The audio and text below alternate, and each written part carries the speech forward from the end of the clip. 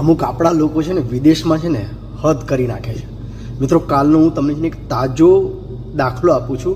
કાલે રાત્રે 11 વાગે મારા ઘરની વિન્ડો ખુલ્લી હતી. સાંભળજો, લકીલી મારી બંને દીકરીઓ સૂતી હતી અને એવું નથી કે એમને ગુજરાતી નથી આવડતું, એ આપણી ભાષાને આરામથી સમજે છે. તો કોક નબીરો કાલે રાત્રે 11 વાગે જોર જોરથી મોટેથી ગારો બોલતો હોય છે રોડ પર. એના પહેલા શબ્દો શું હોય છે ખબર છે? તારી માને, પછી લ પરથી ગાર બોલે છે અને એના પછી બીજી જે એના ફોલોઈંગ વર્ડમાં આવે છે, પેલાને અમે એવું પૂછે છે ઈયો કે તું ઘરે છે, મારા પૈસા આપી દે નહીં તો કે તારી માં ચ પરથી પાછી ગાર આવે છે.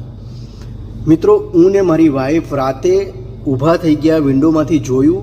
એ માણસ પહેલાં તો એવું જ લાગે કે નીચે 2 જણા ઝઘડી રહ્યા છે, પણ પેલો માણસ ફોન પર આવી જોરથી વાત કરીને ગાળો બોલતો હતો.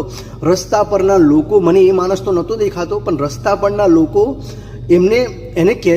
એના બની જોઈ રહ્યા હતા, કારણ કે એ સામે સાઈડના પબ્લિક મને દેખાય, પણ આ સાઈડની પબ્લિક નથી દેતા. પછી સામેથી એક કાકા બી એવું કરે છે, આમ કરે છે, ખબર નહીં હવે આપણે ગુજરાતી જશે, આમ કરે છે, તો બી પેલો માણસ રોકાતો નથી. વિચારો, રાત્રે 11 વાગે લોકો સૂઈ ગયા હોય અને જ્યાં ખરેખર આપણા જ લોકો રહેતા હોય એવી જગ્યાએ આ માણસ ઇન્ડિયાથી આવીને અહીંયા આવા શબ્દો વાપરે. જોરથી તે પણ જોરથી પેલા લાઉડ સ્પીકરમાં કેવી રીતે સંભળાય એવી રીતે, કારણ કે આ ગરમીના કારણે બધાની વિન્ડો ખુલ્લી હોય. રોડ પર તો લોકો જોતા જ હોય, પણ જે ઘરમાં હોય એ બી શોખ આવી જાય કે આ શું થઈ રહ્યું છે. ખરેખર યાર, હદ કરી નાખી આ લોકોએ તો. ત્રાસ છે હારું.